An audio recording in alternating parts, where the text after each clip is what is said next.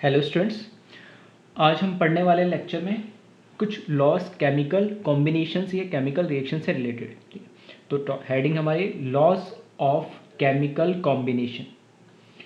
First जो law है हमारा इसमें वो है लॉ ऑफ कंजर्वेशन ऑफ मास। ठीक है, ये स्टार्टिंग से आप पढ़ते हुए आ रहे हो इस लॉ को। ठीक है, फिजिक्स में भी कई जगह पढ़ते हो, केमिस्ट्री में पढ़ते हो। Conservation of mass, law of conservation of मास। तो ये लॉ कहता है total mass in any chemical reaction is always conserved, that is mass neither be created nor destroyed in any chemical reaction. ठीक है, तो किसी भी रिएक्शन की ड्यूरिंग, ठीक है, कोई रिएक्टेंट मिलकर प्रोडक्ट बना रहा है या रिएक्टेंट डिकम्पोज होकर कुछ प्रोडक्ट बना रहा है, कोई भी केमिकल रिएक्शन है, उस केमिकल रिएक्शन के अंदर जितना मास रिएक्शन होने से पहले था उतना ही मास रिएक्शन होने के बाद होगा। उस मास में कोई चेंजेस या लॉस नहीं होगा, कोई वेरिएशन नहीं आएगा। यही हमारा कहता है law of conservation of mass. इसको एक इस तरीके में बोल सकते हैं, mass before reaction is must be equals to mass after reaction. Reaction से पहले जो हमारा मास होगा वो रिएक्शन के बाद जो हमारा मास हमें ऑब्टेन होगा, दोनों क्या होने चाहिए, इक्वल होने चाहिए। और एक एग्जाम्पल से इसको हम समझ लेते हैं। यहाँ पे मैंने रिएक्शन लिखी, hydrogen combine with oxygen and form H2। ठीक है, तो हमें पता है ये H2 मॉलिक्यूल है, उसके दो मॉलिक्यूल लिए हमने, एक ऑक्सीजन के मॉलिक्यूल से कंबाइन हुआ और दो H2 के मॉलिक्यूल बने। क्योंकि इसको बैलेंस करना था इसलिए मैंने यहाँ पे 2 लिखा और यहाँ पे 2 लिखा, क्योंकि H2 तो वाटर है ही, तो और हाइड्रोजन H2 के फॉर्म में इसलिए लिखा क्योंकि हाइड्रोजन नेचर के अंदर मैंने बताया था, ठीक है, नेचर के अंदर एटम के फॉर्म में एग्जिस्ट नहीं करता, किसके, मॉलिक्यूल के फॉर्म में एग्जिस्ट करता है, इसलिए मुझे H2 लेना पड़ा, क्या हाइड्रोजन एटम नहीं लिया। तो ये हम किस तरीके से केमिकल रिएक्शन लिखी जाती है, ठीक है, और क्या इसके लॉज होते हैं, ये हम 11th क्लास में ही थर्मो डायनेमिक्स या थर्मोकेमिस्ट्री, ठीक है, कैसे भी बोल सकते हो आप, उसके अंदर हम इसको डिटेल में पढ़ेंगे। यानी अभी जो हम यहाँ से देखना चाहते हैं कि मास बिफोर रिएक्शन और मास आफ्टर रिएक्शन। तो बिफोर रिएक्शन मतलब ये हमारा लेफ्ट साइड में रिएक्टेंट कहलाते हैं, एरो ये हमें बताता है ये हमारी रिएक्शन हो रही है और ये कुछ हमारा प्रोडक्ट बना है। तो इस एरो से पहले ये हमारा रिएक्टेंट है और ये हमारा प्रोडक्ट है। तो रिएक्टेंट का जो मास होगा, यानी मास बिफोर रिएक्शन मतलब ये रिएक्शन होने से पहले जो मास है वो मस्ट भी इक्वल होना चाहिए मास आफ्टर रिएक्शन मतलब प्रोडक्ट का। तो इसी को mass before reaction is must be equal to mass after reaction को मैं ऐसे भी लिख सकता हूँ। ठीक है, अगर आप लोग लिखना चाहे तो लिख सकते हैं, mass of reactant must be equal to mass of product. ठीक है, इस तरीके से बोला जा सकता है। ठीक, तो मास बिफोर रिएक्शन, इस पर्टिकुलर रिएक्शन की बात करें तो मास of hydrogen plus mass of oxygen molecule. और मास ऑफ हाइड्रोजन की जब मैं बात कर रहा हूँ तो हमारे पास देखो यहाँ पे बैलेंस केमिकल रिएक्शन है। ठीक है, बैलेंस केमिकल रिएक्शन है, तो यहाँ पर क्या है, दो मॉलिक्यूल है H2 के, तो मैंने लिखा 2, और एक H2 के मॉलिक्यूल में दो हाइड्रोजन एटम होते हैं और एक हाइड्रोजन एटम का मास कितना होता है, 1, तो वो लिखा मैंने 1 और 2 हाइड्रोजन के एटम। ठीक है, तो मॉलिकुलर मास कैसे कैलकुलेट किया जाता है हम ऑलरेडी बात कर चुके हैं लास्ट लेक्चर्स में। तो 2, अगर वैसे डायरेक्ट बोलोगे H2 का मॉलिकुलर मास क्या होगा, 2, या इस तरीके से भी लिख सकते हैं 1 इंटू 2 मतलब एक एटम का मास 1, तो दो एटम का मास कितना हो गया, 2, मल्टीप्लाई बाई ऐसे कितने हैं, दो मॉलिक्यूल ले लिए, तो 2 multiply by 1 into 2, plus hydrogen का एक ही मॉलिक्यूल है तो बाहर कुछ नहीं लिखा है, 1 लिख सकते हो। 2 इसलिए लिखा क्योंकि ऑक्सीजन का मैंने लिखा है यहाँ पे। ठीक है, 16 एक ऑक्सीजन के एटम का मास है, तो O2 के अंदर दो ऑक्सीजन एटम होंगे तो 2 इंटू 16, तो इसको कैलकुलेट करोगे 2 इंटू 16 32 प्लस 2 इंटू 1 2 और 2 2 जा 4, तो 4 plus 32 is equal to 36 gram. ठीक है, तो mass before reaction that is mass of hydrogen plus mass of oxygen कितना हो जाएगा, 36 ग्राम। मास आफ्टर रिएक्शन की अगर हम बात करें, मास आफ्टर रिएक्शन की अगर हम बात करें तो वो किसका होगा, जो हमारा प्रोडक्ट बना है, तो मास ऑफ H2 की बात करें, लेकिन H2 के भी कितने हैं, दो मॉलिक्यूल बने, तो ये मैंने लिखा ट्वाइस, फिर ब्रैकेट लगाया क्योंकि इसमें हाइड्रोजन के दो है। ठीक है, वैसे मॉलिक्यूलर मास कैलकुलेट करना बता चुका हूँ मैं, तो 2 इंटू 1 दो हाइड्रोजन के एटम मल्टीप्लाई एक एटम का मास 1, तो 2 इंटू 1 प्लस एक ऑक्सीजन का एटम और एक ऑक्सीजन एटम का मास 16, तो 1 इंटू 16 16, 2 इंटू 1 2, तो 16 प्लस 2 कितना 18, और 18 को मल्टीप्लाई करेंगे 2 से तो कितना आएगा 36 ग्राम। तो बिफोर रिएक्शन में 36 ग्राम और आफ्टर रिएक्शन में 36 ग्राम, मतलब मास हमेशा कैसा रहेगा, कंजर्व रहेगा, या मास का कोई लॉस नहीं होगा। ये हमारा क्या कहलाता है, law of conservation of mass.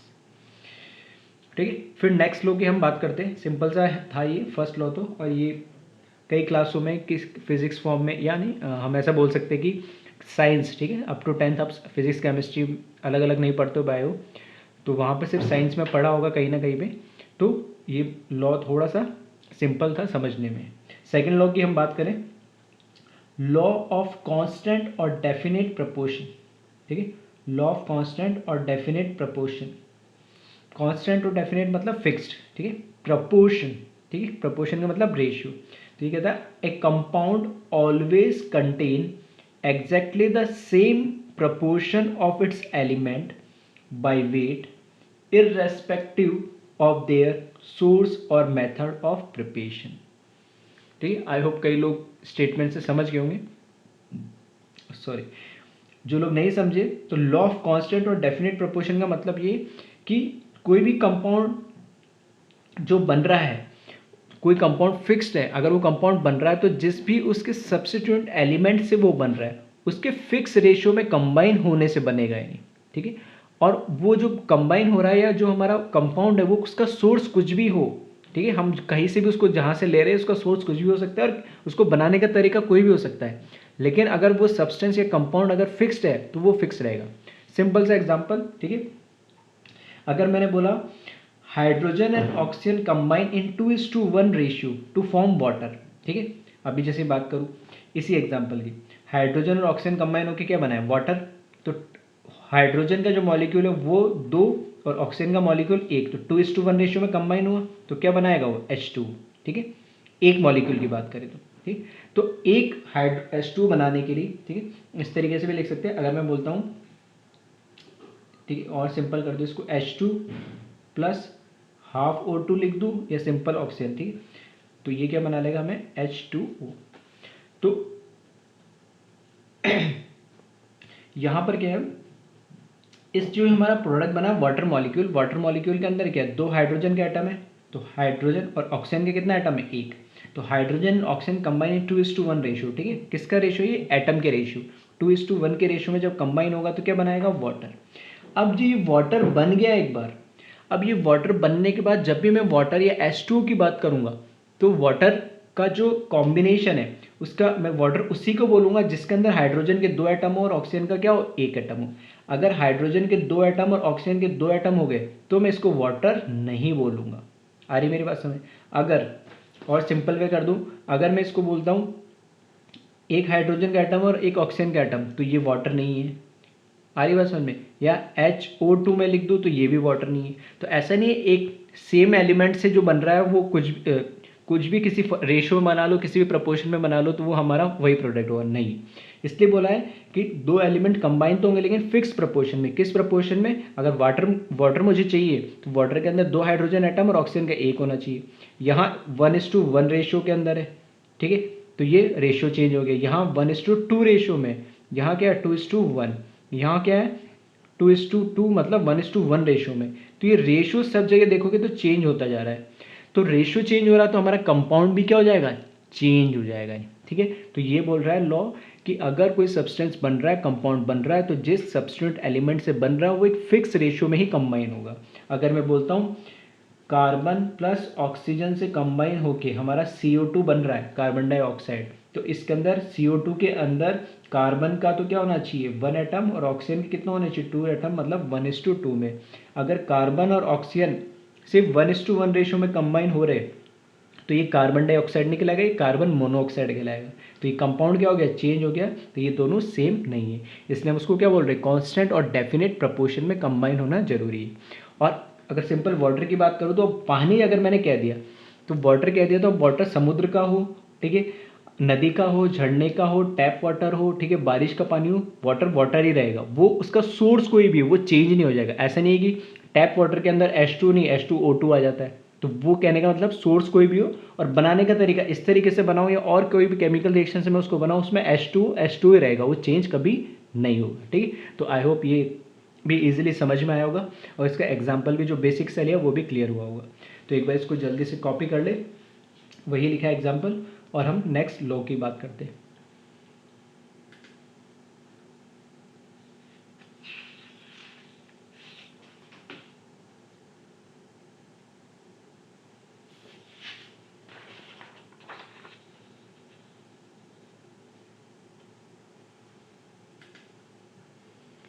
Third law है लॉ ऑफ मल्टीपल प्रपोर्शन। ठीक है, मल्टीपल का मतलब समझ में आ रहा होगा कि एक से ज़्यादा। तो ये लॉ क्या बोलता है उसे हम देख लेते हैं एक बार। लॉ ऑफ मल्टीपल प्रपोर्शन में ये कहता है when one element combine with other element to form two or more different compounds, then mass of one element which combines with a constant mass of other element will represent a simple ratio to one another। ठीक, तो थोड़ा सा इसका statement या language देखोगे तो थोड़ा सा टिपिकल है, तो इसको हम सिंपल सा तरीके से समझते हैं। पहले तो दो चीज़, अगर when one element combine with other element, अगर एक एलिमेंट किसी दूसरे एलिमेंट के साथ कंबाइन हो रहा है, मतलब दो एलिमेंट है और कम से कम दो या उससे ज़्यादा कंपाउंड, ऐसा नहीं दो एलिमेंट कंबाइन हो रहे हैं और एक ही कंपाउंड बना रहे हैं, कम से कम कैसे कितने कंपाउंड बनने चाहिए, दो या दो से ज़्यादा भी। तो दो एलिमेंट कंबाइन होकर दो या दो से ज़्यादा डिफरेंट कंपाउंड बना रहे हैं, तो then mass of one element which combine with a constant mass of other element will represent a simple ratio to one another. तो किसी भी एक एलिमेंट का मास हर एक कंपाउंड के अंदर क्या कर दूँ मैं, फिक्स कर दूँ। ठीक है, अगर ए और बी कंबाइन होके AB2 A2B3 A2B4 इस तरीके से अलग अलग कंपाउंड बना रहे, तो मैं किसी भी ए या बी का क्या कर दूँ, फिक्स मास कर दूँ। फिक्स मास का मतलब है कि ए बी के अंदर जो मास है, ठीक है, अगर मैं इसको सिंपल इस तरीके से लिख दूँ, अगर ए बी बन रहा है, ठीक है, A2B बन रहा है, ठीक है, या AB2 बन रहा है, तो इसमें से दो एलिमेंट हो गए, एक ए और एक बी है। तो आइदर मैं क्या करूँ, ए का मास उसको फिक्स कर दूँ, या फिर क्या करूँ और बी का मास क्या करूँ, फिक्स कर दूँ हर एक एलिमेंट में। फॉर एग्जांपल सिंपल से अगर मैं बोलता हूँ ए का मास 5 ग्राम है एक एटम का और बी का मास 10 ग्राम है, ठीक है, तो जरूरी नहीं है मैं ए का मास ही 5 ग्राम फिक्स करूँ सब में, बट बी का भी, किसी का भी, तुम्हारी जो इच्छा है, जो तुम्हें सही लगता है उसको कर सकते हो। तो मेरे कहने का मतलब है कि इस कंपाउंड में मैं इन दोनों का जो रेशियो है, क्योंकि कंपाउंड कब बनेगा, अभी लास्ट लो हमने देखा डेफिनेट प्रोपोर्शन में कि एक कंपाउंड तब बनेगा जब एक फिक्स रेशियो में वो कंबाइन होंगे। तो ये एक अलग कंपाउंड है, ये अलग कंपाउंड है, ये अलग कंपाउंड है। तो अगर मैं इसमें अगर 5 ग्राम के रेस्पेक्ट में देख लूँ इसका कितना मास है, इसके 5 ग्राम के रेस्पेक्ट में देख लूँ इसका कितना मास है, और इसके 5 ग्राम के रेस्पेक्ट में देख लूँ इसका कितना मास है, तो ये जो दूसरे एलिमेंट के मास हमें मिलेंगे, ठीक है, फॉर एग्जांपल से मैंने मान लिया x, इसमें मान लिया y और इसमें मान लिया z, तो ये x:y:z का जो रेशियो होगा वो सिंपल रेशियो है, सिंपलेस्ट नंबर होगा। सिंपलेस्ट नंबर का मतलब 1 2 3 4 5, ठीक है, हम नेचुरल नंबर भी बोल सकते हैं। तो इसको एक लाइव एग्जांपल या हम जो हम पढ़ते हैं, ठीक है, या तो मैंने ए बी एक क्या करा अननोन की फॉर्म में, ठीक है, एक सिंपल समझाने के फॉर्म में कि ये लॉ कहना क्या चाहता है, ठीक है। अब इसको एक एग्जांपल से समझते हैं प्रैक्टिकली, ठीक है, कि ऐसे कोई कंपाउंड बनते भी और बनते तो किस तरीके से रेशियो आता है उसको हम देख लेते हैं। तो मैंने कंपाउंड लिया है नाइट्रोजन और ऑक्सीजन, ठीक है, नाइट्रोजन और ऑक्सीजन मैंने दो अलग अलग एलिमेंट लिए और इन दो अलग अलग एलिमेंट के मैं कंपाउंड देख रहा हूँ कौन कौन से बनते हैं, ठीक है। तो इसके जो कंपाउंड बनते हैं वो नाइट्रोजन और ऑक्सीजन के 5 तरह के कंपाउंड ये बना सकते हैं, N2O, NO, N2O3, N2O4 और N2O5, ठीक। अब यहाँ पर जो 5 कंपाउंड है नाइट्रोजन और ऑक्सीजन के, अब सब में देखोगे कि एलिमेंट तो सेम है सब में, नाइट्रोजन और ऑक्सीजन, लेकिन इनके अंदर इनके एटम का रेशियो अलग अलग है। यहाँ 2 नाइट्रोजन 1 ऑक्सीजन, यहाँ 1 nitrogen 1 oxygen, 2 nitrogen 3 oxygen, 2 nitrogen 4 oxygen, 2 nitrogen 5 oxygen. तो जैसे ये प्रपोर्शन चेंज होगा, जो अभी हमने लास्ट लो देखा ही था, तो ये प्रपोर्शन चेंज होगा तो कंपाउंड भी क्या हो जाएगा, चेंज हो जाएगा। तो ये एक अलग कंपाउंड है, तो ये 5 अलग अलग कंपाउंड हो गए। अब इसमें मैं देख रहा हूँ क्योंकि हमें पता है नाइट्रोजन का हमें मास पता है, ऑक्सीजन का भी मास पता है, तो हम इस लॉ को ईजिली से समझ सकते हैं। तो इसके अकॉर्डिंग हम इनका मास कैलकुलेट कर लेते हैं। तो मैं क्या कर रहा हूँ, हर एक कंपाउंड के अंदर इंडिविजुअल एटम का टोटल मास देख लेते हैं। तो इस कंपाउंड में नाइट्रोजन के एक एटम का मास कितना होगा, 14 ग्राम। तो 2 एटम का, यहाँ पे कितने एटम दे रखे, 2, तो 2 × 14 कितना हो जाएगा, 28 ग्राम। और ऑक्सीजन एक है तो ऑक्सीजन के कितना हो जाएगा, 16 ग्राम। तो वही लिख रहा हूँ मैं देखो यहाँ लिखा मैंने नाइट्रोजन के 2 एटम का मास, एक का होता है 14 तो 2 का कितना हो जाएगा 28, तो 28:2 की मतलब क्या है कि लेफ्ट साइड में जो लिखा है नाइट्रोजन का और राइट साइड में लिखा वो ऑक्सीजन का, तो 28:16 लिखा मैंने इनका मास रेशियो जिसमें ये प्रेजेंट इस एटम कंपाउंड के अंदर। एक नाइट्रोजन का 14, एक ऑक्सीजन का 16, दो नाइट्रोजन का 28, तीन ऑक्सीजन का 48, दो नाइट्रोजन का 28, चार ऑक्सीजन का 64, दो नाइट्रोजन का 28, पाँच ऑक्सीजन का 80। ठीक है, तो सब चीज़ें हमने मेंशन कर दी। अब जो लॉ हमारा कहता है कि इनमें से, ठीक है, राइट साइड में जो लिखा है हर एक कंपाउंड का वो ऑक्सीजन का मास है और लेफ्ट साइड में जो लिखा है वो हर एक कंपाउंड में नाइट्रोजन का मास है। तो इसमें ज़रूरी नहीं है मैं कि नाइट्रोजन का ही फिक्स करूँ या ऑक्सीजन का फिक्स करूँ, किसी का भी कोई सा भी फिक्स कर लो, रिजल्ट तुम्हें सेम ही मिलेगा, मतलब जो भी रेशियो आएगा वो सिंपलेस्ट रेशियो मिलेगा। तो यहाँ पे थोड़ा सा क्योंकि कैलकुलेशन में और दिखने में थोड़ा सिंपल है, तो एक चीज़ ऑब्जर्व करोगे तो नाइट्रोजन के अंदर देखोगे इस कंपाउंड में 28 है ग्राम, इसमें भी 28, इसमें भी 28, इसमें भी 28, मतलब चार में तो सेम है ही और इसमें अलग है 14। तो हमारा लॉ क्या कहता है मल्टीपल प्रोपोर्शन का, कि ये कहता है कि दो एलिमेंट में से किसी भी एक एलिमेंट का जो मास है हर कंपाउंड में फिक्स कर दो, मतलब सेम कर दो, तो उसके रेस्पेक्ट में जो दूसरा एलिमेंट का मास होगा वो अपना क्या आएगा, सिंपल रेशियो में आएगा। तो चार में तो ऑलरेडी इस कंपाउंड में सेम आ रहा है, बस एक इसमें अलग आ रहा है। तो मैं क्या कर रहा हूँ कि अगर मैंने इसके एक मोल लिए तो इसका 14 और 16 है, तो इसके क्या करूँ, दो मॉलिक्यूल ले लूँ तो ट्वाइस हो जाएगा। तो मैंने क्या करा, सिंपल से इसको 2 से मल्टीप्लाई कर दिया।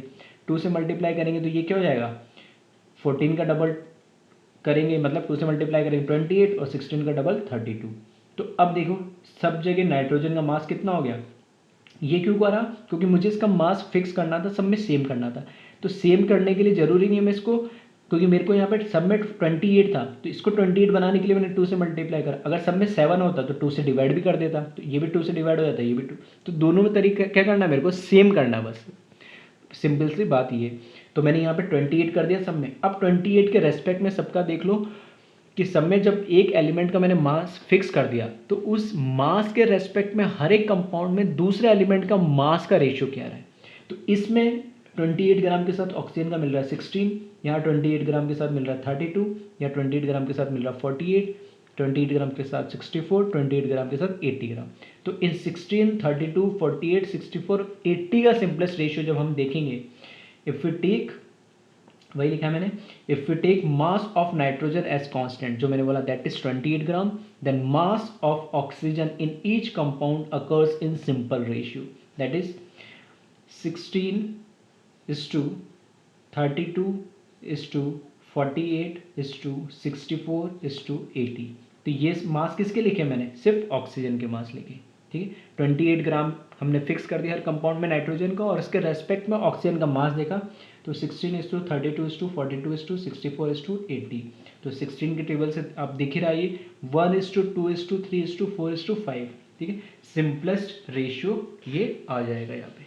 ठीक है, तो I hope law of multiple proportion थोड़ा सा कंफ्यूजिंग हो जाता है कई बार बच्चों को स्टार्टिंग में, लेकिन इस एग्जाम्पल से अब सारी चीज़ें जो हमने बोली वो सब चीज़ें क्या हो गई होगी, क्लियर हो गई होगी।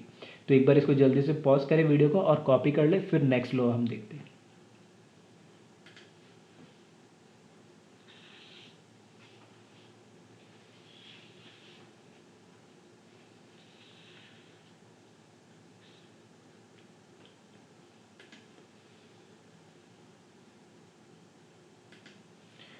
फोर्थ नेक्स्ट लॉ है हमारा गैर-लुसैक्स लॉ ऑफ गैसियस वॉल्यूम। ठीक है, गैर-लुसैक्स लॉ ऑफ गैसियस वॉल्यूम। ठीक है, ये साइंटिस्ट के नाम पे रखा हुआ है, गैर-लुसैक्स के नाम से ही उन्होंने ये लॉ दिया तो उन्हीं के नाम पे रख दिया। और खास बात ध्यान रखना, इसमें स्पेसिफिक लिखा है गैसियस वॉल्यूम, मतलब सिर्फ किसकी बात हो रही, गैसेस की बात हो रही है, इसमें गैस के वॉल्यूम की बात हो रही है। सॉलिड लिक्विड पे एप्लीकेबल नहीं है, सिर्फ किस पे एप्लीकेबल है, सिर्फ गैसेस पे। तो लॉ क्या कहता है वो देख लेते पहले हम। Gases combine or produced in a chemical reaction in the simple ratio of their volume provided all gases are at the same temperature and pressure. ठीक है, तो gases combine और produce in a chemical reaction in the simple ratio of their volume। ये कह रहा है कि जो भी केमिकल रिएक्शंस होती है गैसेस की, उसके अंदर वो भले ही कंबाइन हो रही हो, मतलब रिएक्ट कर रही हो या बन रही हो, तो दोनों ही केस के अंदर रिएक्शन होने पे या बनने में जो उनका कॉम्बिनेशन होता है, उनका जो वॉल्यूम कंबाइन होता है गैसेस का, वो सिंपलेस्ट रेशियो के अंदर कंबाइन होता है। ठीक है, सिंपलेस्ट रेशियो अगर मैं बोलता हूँ 10 ml तो 10 का मल्टीपल 20, इस तरीके से 30, 40, 50 इस तरीके। कब, लेकिन कंडीशन दे दिए कब, अगर वो सबके लिए जो भी रिएक्शन हो रही है उसके लिए क्या हो, थ्रू आउट द, जब तक रिएक्शन हो रही है उस through out the situation temperature क्या होना चाहिए सेम, और प्रेशर भी क्या होना चाहिए सेम, ठीक है, at the same temperature and pressure. तो टेम्परेचर और प्रेशर अगर हम मेंटेन करें सेम कांस्टेंट जो भी है, ठीक है, तो उस रिएक्शन के अकॉर्डिंग उसको मेंटेन करें, तो जो गैसेस कंबाइन हो रही है, जो गैसेस प्रोड्यूस हो रही है, दोनों का जो रेशियो होगा वो कंबाइन होने का वॉल्यूम का सिंपलेस्ट रेशियो होगा यानी, ठीक है। तो एक एग्जांपल लिखा है इसमें, hydrogen gas combine with Cl2, ठीक है, ब्रैकेट में G लिखने का मतलब क्या है, गैस, ठीक है, तो S लिखते हो तो सॉलिड, L लिखते हो तो लिक्विड, G लिखते हो मतलब गैस, ठीक है। तो ये फेज बताता है हमें, कई बार ब्रैकेट में AQ लिखा होगा तो वो एक्वस बताता है वाटर के अंदर। तो ये हाइड्रोजन का एक मॉलिक्यूल कंबाइन गैस फॉर्म में combine with 1 molecule of chlorine gas and form 2 molecule of HCl, hydrochloric acid भी बोल सकते हैं हम, हाइड्रस क्लोराइड भी बोल सकते हैं, तो HCl गैस। अब ये जो रिएक्शन हुई है इसके अंदर मैं बोलूँगा इसका जो भी है, अगर इसका मान लो इधर 10 ml है तो इसका भी 10 ml कंबाइन होकर क्या बनाया इन्होंने 20 ml, या इसको सिंपलेस्ट हम इस तरीके से बोलते हैं 1 volume is combined with 1 volume of chlorine and form a 2 volume of HCl gas. इसी को लिखा है यहाँ पे 1 volume is combined with 1 volume of chlorine and form 2 volume of HCl। ये थोड़ा सा जो लॉ है फोर्थ वाला गैल-लुसैक्स लॉ, ठीक है, ये आया कैसे, इसको मैं नेक्स्ट जो लॉ पढ़ रहे हैं, ठीक है, दोनों एक साथ कवर हो जाएंगे, बस ये स्टेटमेंट था और इसको क्योंकि जो नेक्स्ट लॉ है वो दोनों चीज़ हमें एक साथ क्लियर कर देगा, उसी को मैंने लिखा है। ये वॉल्यूम लिखो या मोल लिखो एक ही बात है, 1 वॉल्यूम को मैं 1 मोल भी बोल सकता हूँ, इसके वॉल्यूम को 1 मोल भी, और इसके वॉल्यूम को, मतलब वॉल्यूम को मोल बोल दो या मोल को वॉल्यूम बोल दो, किसके लिए, स्पेसिफिक, ध्यान से सुनना क्या हो रहा है, स्पेसिफिक सिर्फ और सिर्फ गैसेस के लिए, सॉलिड और लिक्विड के लिए नहीं एप्लीकेबल, सिर्फ किसके लिए, गैसेस के केस में मैं वॉल्यूम बोलूँ या मोल बोलूँ, ठीक है, दोनों क्या होंगे, सेम ही चीज़ होंगे, उससे कोई फ़र्क नहीं पड़ना है रिजल्ट पे, चीज़ों पे। तो ये सिर्फ गैस के लिए लो है कि जो गैसेस कंबाइन हो रही है या रिएक्ट होकर कुछ नया गैस बना रही है, तो उसके अंदर उनके कॉम्बिनेशन का जो रेशियो होता है वो सिंपलेस्ट रेशियो में होता है, वो वॉल्यूम बोलो या मोल बोलो। अब ये वॉल्यूम की जगह मोल, ठीक है, कई जगह लिखेगा हुआ नहीं मिलेगा, तो सिर्फ वॉल्यूम लिखा हुआ मिलेगा, मैंने लिखा है ये मोल, कि इसको मोल भी बोल सकते हैं। और ऐसा क्यों बोल सकते हैं, क्योंकि जो नेक्स्ट लो है ये सारी चीज़ें हमें बता देता है ऐसा क्यों है नहीं, ठीक है। तो हम देख लेते हैं एक बार नेक्स्ट लो, तो ये चीज़ हमें समझ में आ जाएगी। नेक्स्ट फिफ्थ लो है हमारा एवोगैड्रो लॉ, ठीक है, जो एवोगैड्रो नंबर हम पढ़ते हैं, ठीक है, वही है ये एवोगैड्रो, तो इनका लॉ है। तो ये लॉ क्या कहता है उसको हम देख लेते हैं। Equal volume of all gases contain equal number of moles under similar condition of pressure and temperature, it is applicable for gases only, ठीक है। तो इस लॉ के अंदर एवोगैड्रो में ये बोला गया है कि equal volume of all gases contain equal number of moles under similar condition of temperature and pressure. अब गैस, सबसे खास बात है कि गैस कोई सी भी हो, वो भले हाइड्रोजन गैस है, क्लोरीन गैस है, HCl गैस है, ऑक्सीजन गैस है, नाइट्रोजन गैस है, गैस कोई भी हो, हीलियम गैस, नियॉन गैस, कोई सी भी गैस हो, वो दो एटम से मिलके बनी है, अकेले एटम से मिलके बनी है, दो अलग अलग एटम से मिलके बनी है, उसके मतलब उसका मॉलिकुलर वेट कम है, मॉलिकुलर वेट ज़्यादा है, गैस का साइज का पार्टिकल छोटा है, बड़ा है, उससे कोई लेना देना नहीं है। सिर्फ कंडीशन क्या है कि वो गैस होनी चाहिए। अगर वो गैस है तो उसकी अगर हमने इक्वल वॉल्यूम का मतलब है, अगर मैंने हाइड्रोजन का 1 लीटर लिया, क्लोरीन का भी 1 लीटर लिया, तो हाइड्रोजन के 1 लीटर के अंदर सेम मोल होंगे जितने क्लोरीन के 1 लीटर में होंगे। अगर हाइड्रोजन के 1 लीटर में 50 मोल है तो क्लोरीन के 1 लीटर में भी 50 मोल होंगे, HCl के 1 लीटर में भी क्या होंगे, 50 मोल होंगे। कंडीशन अप्लाई है कि उन सबको, जिस भी कंडीशन में मैं रख रहा हूँ, उनका प्रेशर या टेम्परेचर क्या होना चाहिए, सिस्टम का सेम होना चाहिए। मतलब हाइड्रोजन, क्लोरीन और HCl गैस जिस कंडीशन में रखी है, फॉर एग्जांपल मैंने रूम टेम्परेचर पे रख दिया, तो रूम टेम्परेचर हमने मान लिया 25 डिग्री, और जो एटमॉस्फेरिक प्रेशर होता है 1 atm पे हमने 3 कंटेनर रख दिए, तो उनका कंटेनर का प्रेशर और टेम्परेचर मेंटेन है, ठीक है, 1 atm और 25 डिग्री। अब सबका कंटेनर मैंने लिया, ये 1 लीटर, इसका भी 1 लीटर, इसका भी 1 लीटर, तो अगर मैं इनका 1 लीटर लेता हूँ तीनों गैस का, ठीक है, 1 लीटर लेता हूँ तीनों गैस का, तो 1 लीटर गैस के 1 लीटर जो मैंने कंटेनर लिया उसके अंदर जो अगर मैं मोल्स काउंट करूंगा या मोल्स देखेंगे तो वो क्या मिलेगा, सेम मिलेगा मुझे। इसके भी 1 लीटर में अगर मैंने मान लिया 50 मोल है तो इसके भी 1 लीटर में 50 मोल, इसके भी 1 लीटर में 50 मोल। इससे कोई फर्क नहीं पड़ता है कि गैस का नेचर कैसा है, गैस का मास क्या है, गैस का पार्टिकल का साइज क्या है, इससे कोई फर्क नहीं पड़ता है। तो वही लिखा है, equal volume of all gases contain equal number of moles under similar condition of pressure and temperature, it is applicable for gases only. ठीक है, फिर से कह रहा हूँ कि ये लॉ भी किसके लिए है, गैसेस के लिए। तो ये लॉ पढ़ते समय मैंने बोला था कि इस लॉ से ये चीज़ कैसे आई है वो और ईजिली समझ में आएगा, तो उसी को हम आप समझते हैं। ठीक है, अब यहाँ से ये क्लियर हो रहा है कि अगर वॉल्यूम सेम होगा तो मोल भी क्या होंगे, सेम। तो वॉल्यूम इज प्रोपोर्शनल टू मोल बोल सकते हैं। ये भी कैसा है ये भी पता नहीं, इसी को मैंने क्या करा, इस फॉर्म में लिख दिया। तो अब ये सारी चीज़ें कैसे है उसी को हमें समझनी है। आई थिंक ये नाम सुना होगा आइडियल गैस, और उसकी इक्वेशन होती है P into v is equals to N into R into T. ठीक है, अगर नहीं पढ़ी नहीं सुनी तो परेशान होने की ज़रूरत नहीं है। 11th क्लास में ही स्टेट्स ऑफ मैटर चैप्टर का नाम है, गैस स्टेट भी बोलते हैं। उसके अंदर इस आइडियल गैस को ही हमें डिटेल में पढ़ना है और आइडियल गैस इक्वेशन को हमने पढ़ना है। अगर आज तक ये नाम नहीं सुना है तो बिल्कुल परेशान होने की ज़रूरत नहीं। ये एक आइडियल गैस इक्वेशन है, P V equals to NRT को हम बोलते हैं। यहाँ पर जो P है pressure of gas, V is volume of gas जिस भी कंटेनर में रखा गया है, N बताते हैं number of moles of gas. ठीक है, N जिस जो भी गैस है उसके मोल्स बताता है। R एक यूनिवर्सल गैस कांस्टेंट होता है, ये कांस्टेंट है R, और T टेम्परेचर होता है। ठीक है, तो ये अभी इसके लिए परेशान होने की जरूरत नहीं कि आइडियल गैस इक्वेशन क्या होती है, बस ये ध्यान रखना कि ये गैसेस पे एप्लीकेबल होती है। और ये इसको हम डिटेल में पढ़ेंगे स्टेट्स ऑफ मैटर में, तो सारी चीज़ें समझ में आ जाएगी। बस ये जो लॉज है इसको समझने के लिए, ठीक है, वैसे ये चीज़ यहाँ बताते नहीं है, लेकिन मैं सिर्फ इसलिए बता रहा हूँ क्योंकि इसको थोड़ा फिजिकली आप इंटरप्रेट कर पाओ और ये चीज़ आई कैसे। ठीक है, लॉ स्टेटमेंट पढ़ लिया और उसको रट लिया वो तो ठीक है, लेकिन ये चीज़ें आई कैसे तो उसको समझना थोड़ा ईजी होगा, तो याद भी रखना ईजी होगा। ठीक है, और रिलेट भी कर पाओगे क्यों ऐसा हो रहा है। तो ये आइडियल गैस इक्वेशन है और इसके अंदर इनका मीनिंग क्या हो मैंने बता ही दिया। P प्रेशर है, V वॉल्यूम है, N मोल, सब गैस के लिए बात हो रही है। ठीक है, ये मोल ऑफ गैस है, R गैस कांस्टेंट कहलाता है और T टेम्परेचर है। फिर एक वर्ड तुमने हमेशा सुना होगा STP या NTP। STP का मतलब होता है स्टैंडर्ड टेम्परेचर एंड प्रेशर, या कई बार NTP भी लिखा होता है। N का मतलब होता है नॉर्मल टेम्परेचर एंड प्रेशर। तो STP जो स्टैंडर्ड टेम्परेचर और प्रेशर है IUPAC, ठीक है, international union of pure and applied chemistry, IUPAC के अकॉर्डिंग स्टैंडर्ड टेम्परेचर हम बोल देते हैं 0 डिग्री के लिए। ठीक है, तो वो कहलाता है 0 डिग्री, हमें पता है 0 डिग्री सेल्सियस मतलब 273 केल्विन, और हम टेम्परेचर को केल्विन में ही लेते हैं जनरली फिजिकल केमिस्ट्री में। ठीक है, सिंपल सी बात। दूसरा प्रेशर जो है होता है इसका 1 atm होता है।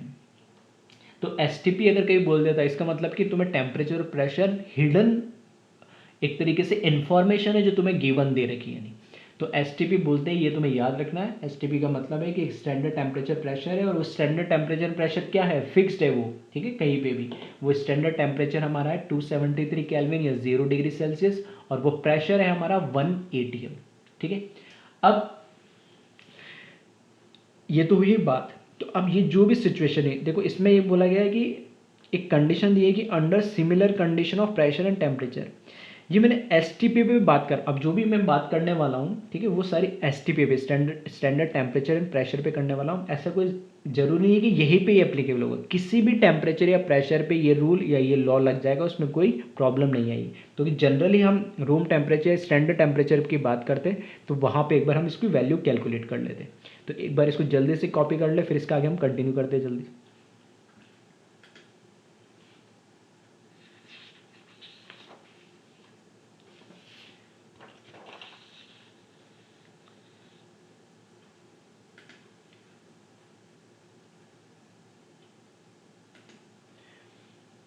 अब यहाँ पर मैंने लिखा है volume occupy by 1 mole of any gas. ठीक है, ध्यान से सुनना क्या बोल रहा हूँ। Volume occupy by 1 mole of any gas at STP is given by, किसी भी गैस का, एनी गैस लिखा मतलब गैस कोई भी हो उसका 1 मोल लिया मैंने, तो वो कितना वॉल्यूम ऑक्यूपाई कराएगा स्टैंडर्ड टेम्परेचर एंड प्रेशर में, ठीक है। एक लाइन में सारी इन्फॉर्मेशन दे दी है, मोल दे दिया मैंने 1 होगा, एसटीपी बोल दिया मतलब टेम्परेचर कितना होगा 273 केल्विन और प्रेशर कितना होगा 180। तो उस एसटीपी के ऊपर 1 मोल अगर किसी भी गैस का मैं लूँगा तो कितना वॉल्यूम ऑक्यूपाई करेगा, ठीक है। तो ये एक फिक्स्ड वैल्यू हो जाती है। और कैसे होगी तो वही हम देख रहे हैं। तो हमें पता है आइडियल गैस इक्वेशन होती है P V equals to NRT. तो इसके अंदर सारी इन्फॉर्मेशन हमें गिवन है। देखो प्रेशर होता है 1 atm, तो मैंने लिखा है यहाँ पे value 1 multiply by V volume, तो हमें कैलकुलेट करना है, ठीक है, इज इक्वल्स टू एन 1 मोल जो हमने कह दिया। आर की वैल्यू 0.0821, अभी ध्यान रखिए, अभी बस ये कांस्टेंट है और इसकी वैल्यू फिक्स होती है, ठीक है। और इसकी वैल्यू भी अलग अलग होती है, लेकिन वो डिपेंड करता है प्रेशर की क्या यूनिट है, ठीक है। तो एटीएम जब लेते हैं तो उस केस में यहाँ पे 0.0821 होती है, अभी बस इतना ध्यान रखिए।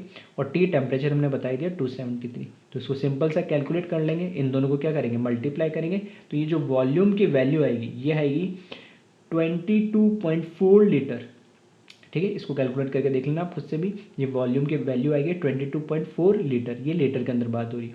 एमएल में इसको कन्वर्ट करेंगे तो 22400 यानी 22,400 ml हो जाएगा, ठीक है। तो लीटर और एमएल में आपको पता ही है रिलेशन क्या होता है, 1 लीटर इक्वल्स टू 1000 या 10⁻³ ml।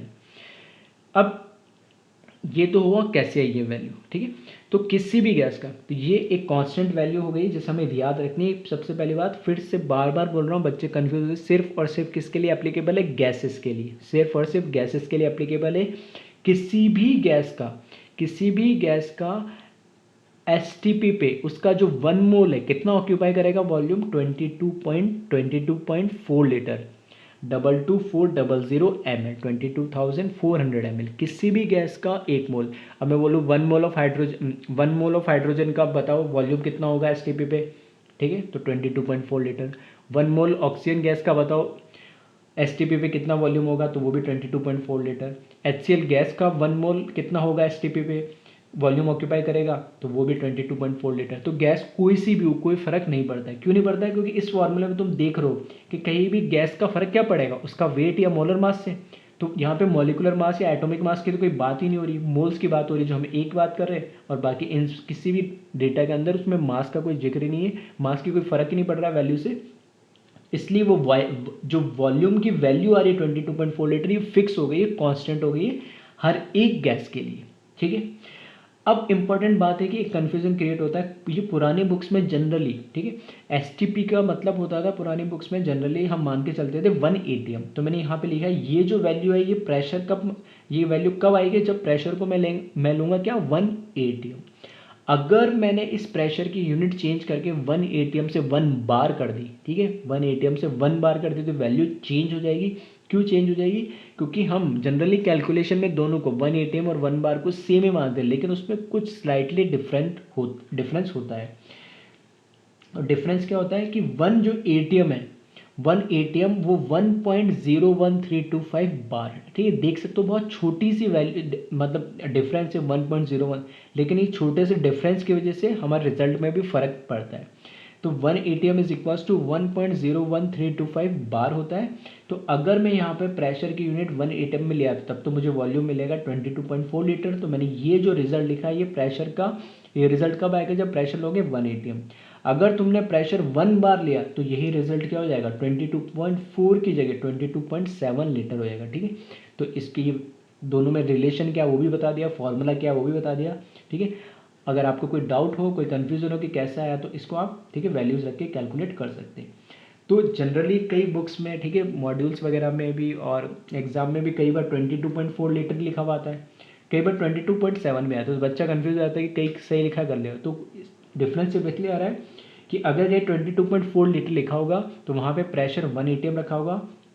अगर कहीं पे 22.7 लीटर आ रहा है तो उसको प्रेशर 1 बार माना होगा, भले दोनों में स्लाइटली डिफरेंस है लेकिन एक डिफरेंस होता है, ठीक है। तो अब समझिएगा जो हमने पिछला लॉ जो पढ़ा था गैल-ल्यूसेक्स लॉ, ठीक है। इस गैल-ल्यूसेक्स लॉ के अंदर अपन ध्यान से देखेंगे तो मैंने बोला था इसका 1 वॉल्यूम को मैंने क्या बोल दिया था 1 मोल को। अब देखना ध्यान से सुनना, हाइड्रोजन का 1 मोल का वॉल्यूम किसके बराबर होगा 22.4 लीटर का, अगर मैं प्रेशर 1 atm में मानता हूँ, ठीक है। क्लोरीन का 1 मोल किसके बराबर होगा 22.4 लीटर, अगर ये 2 मोल है तो इसका कितना हो जाएगा ट्वाइस, तो 22.4 इंटू 2 इज इक्वल्स टू कितना हो जाएगा 44.8 लीटर। आ रही मेरी बात समझ में? तो अब वॉल्यूम बोलो या मोल बोलो, गैस के केस में दोनों क्या हो गया, सेम हो गया। इसीलिए ठीक है, इसीलिए यहाँ पर मैंने नीचे जब एवोगैड्रो लॉ देखा था भी, तो वहाँ पे मैंने लिखा भी था क्या, वॉल्यूम इज प्रोपोर्शनल टू मोल हो गया। कि जैसे देखो अगर 1 मोल है तो वॉल्यूम हो जाएगा 22.4 लीटर, 2 मोल है तो उसका ट्वाइस हो जाएगा, बिल्कुल ठीक है, डायरेक्टली प्रोपोर्शनल। तो आई थिंक अब ये जो गैल-लुसैक्स लॉ हमने अभी देखा था उस वो भी क्लियर हुआ होगा कि ये किस तरीके से एवोगैड्रो लॉ से रिलेटेड है और ये आइडल गैस इक्वेशन से डेराइव की गई चीज़ें हैं। ठीक है, समझने के लिए बहुत सिंपल तरीके से मैंने समझाया। तो अब मोल का एक तरीके से हमें क्या मिल गया, तीसरा फॉर्मूला मिल चुका है। अभी तक 2 ही फॉर्मूले पढ़े हमने, ये तीसरा फॉर्मूला हमें मिल चुका है मोल का।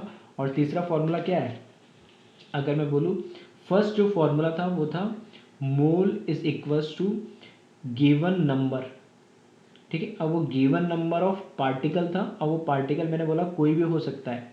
ठीक है, given number of particle atom भी हो सकता है, मॉलिक्यूल भी हो सकता है, divided by Na, first formula. Second formula था mole is equals to given weight. जो भी हमें एटम दे रखा है या जो भी हमें क्या दे रखा है, मॉलिक्यूल दे रखा है, उसका कुछ गिवन वेट होगा और डिवाइडेड बाय एटॉमिक, और एटम है तो एटॉमिक वेट और मॉलिक्यूल है तो मॉलिक्यूलर वेट। आ रही बात समझ में? तो 2 फॉर्मूले।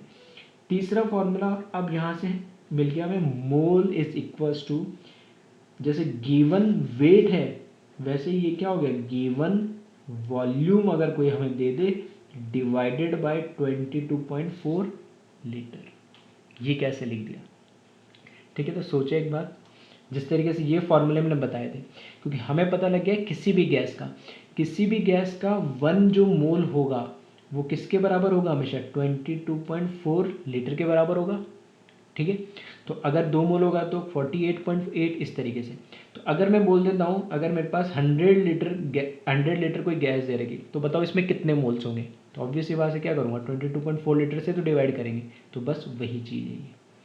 बस ध्यान क्या रखना है कि ये जो 2 फॉर्मूले सॉलिड लिक्विड गैस सब पे लगते हैं, लेकिन ये फॉर्मूला स्पेसिफिक सिर्फ और सिर्फ क्या, गैस पे ही लगेगा नहीं। ठीक है, सिर्फ और सिर्फ किस पे, गैस पे एप्लीकेबल होगा। ये जो तीसरा फॉर्मूला है गिवन वॉल्यूम अपन 22.4 लीटर वाला, तो ये फॉर्मूला ठीक है, चाहो तो अभी लिख सकते हो 3 फॉर्मूले, एक ये, दूसरा पहला नंबर ऑफ पार्टिकल्स के बेसिस पे, दूसरा वेट के बेसिस पे, और तीसरा वॉल्यूम के बेसिस पे। बस ध्यान रख लेना ये फॉर्मूला एप्लीकेबल होगा सिर्फ और सिर्फ किसके लिए, गैस के लिए। ठीक है, अब आ जाओ लास्ट जो लॉ है वो देख लेता हूँ आज के लेक्चर का, law of reciprocal proportion. Law of reciprocal proportion का क्या मतलब है, इसको देख लेते हैं स्टेटमेंट एक बार। When 3 elements combine with each other, then ratio of direct combination of 2 elements with fix quantity of third element will be in simple ratio. ठीक है, तो इसका स्टेटमेंट भी थोड़ा सा अजीब है और ये लॉ भी थोड़ा सा आपको अजीब सा लगेगा। ठीक है, लेकिन लॉ है, इस तरह के क्वेश्चंस हमारे मॉड्यूल्स वगैरह में, ठीक है, डीपीवी वगैरह में होते हैं, तो हमें लॉ देखना तो पड़ेगा। तो इसका मतलब क्या है, पहली बात तो when 3 elements combine with each other, अगर 3 एलिमेंट आपस में कंबाइन होकर अगर क्या बना रहे, कोई कंपाउंड बना रहे, इसका मतलब ये नहीं कि तीनों एलिमेंट का एक साथ कंबाइन होना। तीनों एलिमेंट मतलब एक बार में 2 एलिमेंट को हमें लेना है।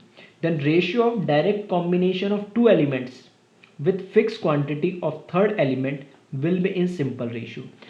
ठीक है, तो अगर कोई भी 2 एलिमेंट ले लो और जो 2 एलिमेंट हमने बोला ए बी और सी है, ठीक है, ए बी और सी में से ए और सी भी एक कंपाउंड बन रहा है और बी और सी भी कंपाउंड बन रहा है।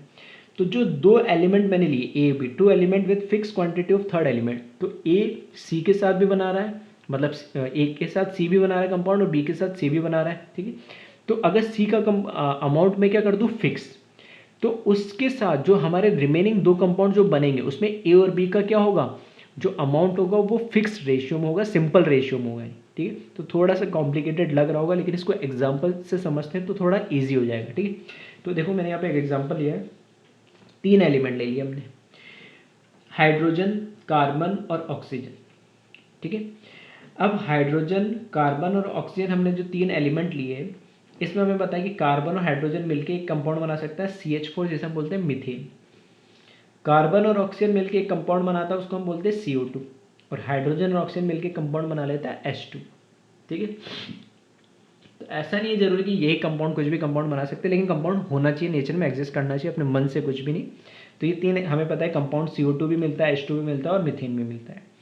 अब मैं ये कहना चाह रहा हूँ कि इसमें कार्बन हाइड्रोजन के साथ भी कंबाइन हो रहा है और हाइड्रोजन ऑक्सीजन के साथ भी तो ये दो डिफरेंट कंपाउंड मान लूँ जो इस कॉमन कंपाउंड के साथ कंबाइन हो रहे हैं।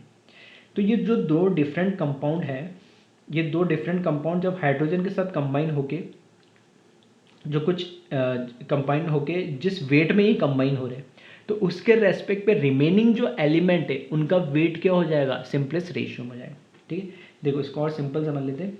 यहाँ पे मैंने लिखा CH4 में हमें पता है कार्बन का वेट कितना है 12 ग्राम और हाइड्रोजन का वेट कितना है, एक एटम का होता है 1, तो 4 एटम का कितना हो जाएगा 4, तो 12:4 कितना हो जाएगा 3:1। अगर मैं CH4 में बात करूँ तो यहाँ CH4 में देखना सिंपलेस्ट रेशियो की अगर मैं बात करूँ तो कार्बन का कितना हो गया 3, तो यहाँ पे मैं लिख देता हूँ 3। हाइड्रोजन का कितना है यहाँ पर 1, तो यहाँ पर मैंने लिख दिया 1, सही है। फिर H2 अगर मैंने लिया, ठीक है, हाइड्रोजन ऑक्सीजन के साथ, भाई कार्बन हाइड्रोजन के साथ भी कंबाइन हो रहा है, ठीक है, और यहाँ ऑक्सीजन हाइड्रोजन के साथ भी कंबाइन हो रहा है। तो H2 लिया तो H2 में एक एटम का मास 1, तो 2 हाइड्रोजन एटम का कितना 2 और एक ऑक्सीजन का कितना 16, तो 2:16 मतलब 1:8 सिंपलेस्ट रेशियो। तो यहाँ पर ऑक्सीजन का तो कितना आ गया 8, सही है, ऑक्सीजन का तो कितना आ जाएगा 8 और यहाँ पर हाइड्रोजन का भी कितना है 1। तो मेरे कहने का इस लॉ का मतलब ये था कि अगर दो एलिमेंट किसी तीसरे कॉमन एलिमेंट के साथ कंबाइन होकर दो अलग अलग कंपाउंड बना रहे, तो अगर उस तीसरे एलिमेंट का अमाउंट अगर हम क्या कर दे फिक्स कर दे, ठीक है, तो जैसे इस केस में मैं मान लेता हूँ ये 1 ग्राम मैंने फिक्स कर दिया, तो इसके 1 ग्राम के साथ ये 3 ग्राम कंबाइन हो रहा है, इसके 1 ग्राम के साथ ये 8 ग्राम कंबाइन हो रहा है, तो इस थर्ड एलिमेंट का अमाउंट हमने फिक्स कर दिया। तो अब जो रिमेनिंग एलिमेंट है, जो दो एलिमेंट कंबाइन हो रहे थे तीसरे के साथ, वो दो एलिमेंट भी आपस में जो कंपाउंड बना रहे वो उसी रेशियो में बनाएंगे। देख सकते हो वो कि CO2 जब मैंने लिखा तो CO2 में क्या है, कार्बन का मास 12 है और ऑक्सीजन का मास एक का कितना होता है 16, तो दो का कितना हो जाएगा 32, तो 12:32, और इसको क्या कर सकते हो 4 से डिवाइड करोगे कॉमन टर्म आ जाएगा तो 3:8, और यहाँ से देख सकते हो 3:8 ही रेशियो आ रहा है। आई थिंक ठीक है, थोड़ा सा लॉ समझ में आया होगा विथ एग्जाम्पल। फिर से मैं बोल देता हूँ कि अगर कोई दो अलग अलग एलिमेंट किसी तीसरे कॉमन एलिमेंट के साथ कंबाइन होकर कोई कंपाउंड बना रहे, तो उन कंपाउंड के अंदर जो इन एलिमेंट का रेशियो होगा, ठीक है, वो तीसरे कंपाउंड के साथ अगर हम उसका अमाउंट फिक्स कर दें तीसरे एलिमेंट का, ठीक है, तीसरे एलिमेंट का अगर अमाउंट हम फिक्स कर दें जो जिसके साथ वो क्या बन रहा है कंपाउंड बना रहे हैं, तो जो रिमेनिंग दो एलिमेंट जिसके जो इनिशियली कंबाइन हो रहे थे वो भी सिंपलेस्ट रेशियो के अंदर कंबाइन होंगे, ठीक है। तो वो इस एग्जांपल के थ्रू आई थिंक क्लियर हो गया होगा। तो आई होप आज हमने टोटल 6 लॉस पढ़े, ठीक है, हर एक लॉ का स्टेटमेंट विथ एग्जांपल, ठीक है, क्लियर हुआ होगा। और एक नया मोल का फॉर्मूला हमने जो पढ़ा है जो सिर्फ और सिर्फ किसके लिए एप्लीकेबल होगा, गैसेस के लिए। तो अगर हमें किसी गैस का टोटल वॉल्यूम गिवन होगा तो हम क्या कर सकते हैं, उसके मोल्स कैलकुलेट कर सकते हैं। कंडीशन क्या है, बस प्रेशर और टेम्परेचर क्या होना चाहिए, सेम होना चाहिए। तो दो कंक्लूजन मान लो कि किसी भी गैस का, ठीक है, किसी भी गैस का वॉल्यूम 1 मोल पे हमेशा 22.4 लीटर होगा STP पे, ठीक है। अगर वो STP अगर चेंज करूंगा, ठीक है, फॉर एग्जांपल तुम्हें बोलना मुझे 500 पे निकालना है तो 500 रख दो टेम्परेचर, प्रेशर तुम्हें 5 ATM पे निकालना है तो 5 रख दो, तो उस पर किसी भी टेम्परेचर प्रेशर पे कैलकुलेट कर सकते हैं। लेकिन हम STP की बात करेंगे तो किसी भी गैस का जो 1 मोल होगा वह 22.4 लीटर के बराबर होगा, पहली बात। दूसरा, अगर मुझे मोल्स कैलकुलेट करने तो मैं जो भी गिवन वॉल्यूम होगा उसको 22.4 लीटर से क्या करूँगा, डिवाइड कर दूंगा, तो नंबर ऑफ मोल्स कैलकुलेट हो जाएंगे। Thank you.